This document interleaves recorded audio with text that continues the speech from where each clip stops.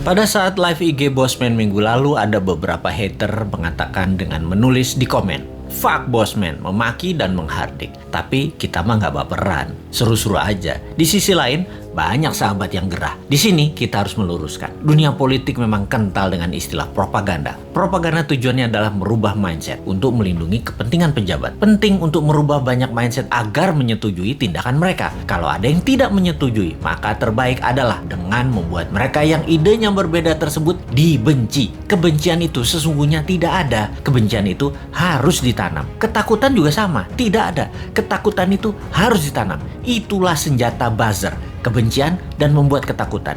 Itulah tugas pelaksana propaganda yang dalam hal ini adalah mereka-mereka yang menamakan dirinya buzzer rupiah, yaitu mereka yang dibayar oleh pejabat untuk menyerang musuh-musuh politiknya. Tugas utama buzzer sekali lagi adalah mendengungkan kejelekan orang yang mengkritik tanpa solusi, tanpa niat memperbaiki. Sementara kaum Newman jelas niatnya memperbaiki bangsa yang utama. Gayanya nyeleneh, tujuannya untuk mendapat perhatian. Sekali lagi, nyeleneh, lucu, koplak, tajam kalimatnya, tujuannya satu, agar dapat perhatian. Tapi kalau mental pejabatnya tipis, ketakutan, insecure karena jabatannya takut hilang, telinga tipis, emosi tak bisa jaga dan tidak dewasa, kritik segar bersolusi dikirimkan para new minder, bikin hidup pejabat gelisah dan sengsara. Makanya panik mereka, ditugaskanlah pasukan buzzer yang jumlahnya 20 ribuan untuk menjadi pelindungnya. Begitulah kalau pejabat terdiri dari orang-orang yang tidak beriman, berlindungnya pakai buzzer, bukan pada Allah. Menanamkan kebencian itu program mematikan lawan politik. Ada sih sebenarnya dalam buku putih propaganda yang banyak diajarkan di akademi-akademi militer. Newman itu sering mengkritik, namun selalu memberikan solusi. Lalu kesannya anti pemerintahan secara keseluruhan. Padahal hanya anti pada 2 orang pejabat doang. Karena dikesankan Newman saat ini anti pemerintah, maka Newman harus dipudarkan.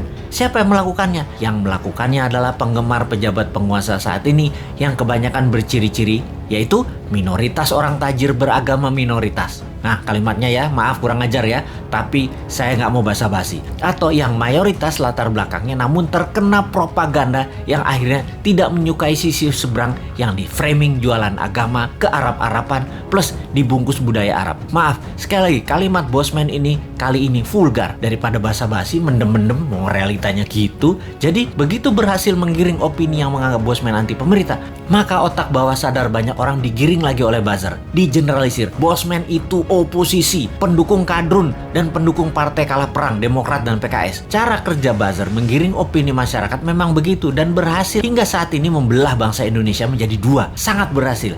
Namun efeknya sekali lagi membuat bangsa ini terus aja banyak konflik. Kalau Bosman mengajak diskusi yang beda pemahaman bernegara, tidak membuat belah negara ini jadi 2. Old mind, new mind, tidak membelah rakyat di bawah, tetapi menjelaskan adanya otot pengetahuan lain atau muscle knowledge yang itu akan menambah dewasa banyak pihak. Sehubungan dengan old mind versus new mind dalam konsep bernegara, Bosman mengatakan berkali-kali, new mind adalah siapa saja yang menganut MMT ekonominya, nasionalis patriotis, tidak tergantung asing bernegaranya, pro-life, mendukung sustainability lingkungan dan membuat Indonesia menjadi negara superpower di ulang tahun kemerdekaan Indonesia yang ke-100 yaitu tahun 2045. Mereka adalah para new minder. Fenomena ini, incumbent dan oposisi, keduanya pernah menjabat 20 tahun terakhir. Terbukti tidak membawa Indonesia menjadi negara superpower. Makanya new mind bertanya, 24 tahun ke depan masih mau sama mereka lagi pola pikir dan pola tindaknya, atau mau main baru pakai bernegaranya ala new mind? Inilah demokrasi. Kalau kalah new mind legowo juga, nggak muring-muring ngacak-ngacak demo-demo, nggak baper, basi itu mah. Buktikan saja di dalam kehidupan keseharian new mind. Kalau ternyata kaum new mind lebih makmur, lebih sehat, lebih bahagia, ya monggo diadopsi secara nasional.